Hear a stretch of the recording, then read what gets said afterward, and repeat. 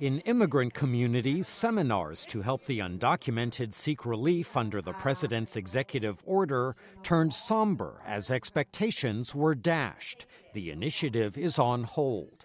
In Arizona, Idalia Cervantes had hoped her Mexican-born parents would be protected from deportation.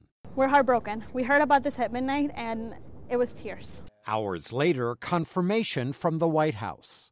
We're not going to disregard this federal court ruling, so we're not going to be actually taking applications in until this case is settled.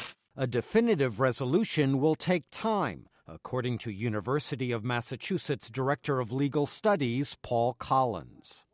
And the law really is not black or white on this one. If it went to the Supreme Court and they ruled on the merits of this case, it probably wouldn't come down for half a year to years. Until then, uncertainty for undocumented aliens like Steven Rodriguez, who was brought to the U.S. from Mexico as a baby and cannot work legally as a young adult. I would go out looking for a job and nobody would hire me. Congress has been unable to agree on a plan to reform an immigration system almost everyone agrees needs to change. But legislative inaction does not excuse executive overreach, according to Republican Congressman Lamar Smith. The president said, I'm going to give them work permits, I'm going to allow them to stay, I'm going to allow them to get federal benefits. That's where he went beyond what I think he can do. Shame on you! Shame on you! While some protest, officials in states that brought the lawsuit say they are defending constitutional order.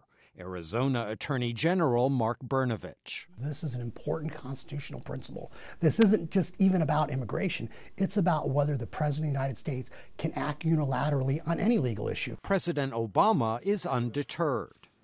I think the law is on our side and history is on our side.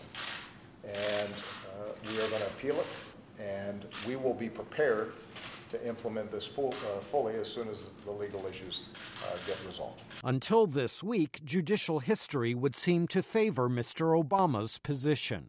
The federal courts have been fairly deferential to the federal government's policies on immigration, particularly when those challenges are being brought by states. So the states have a tough road to hoe.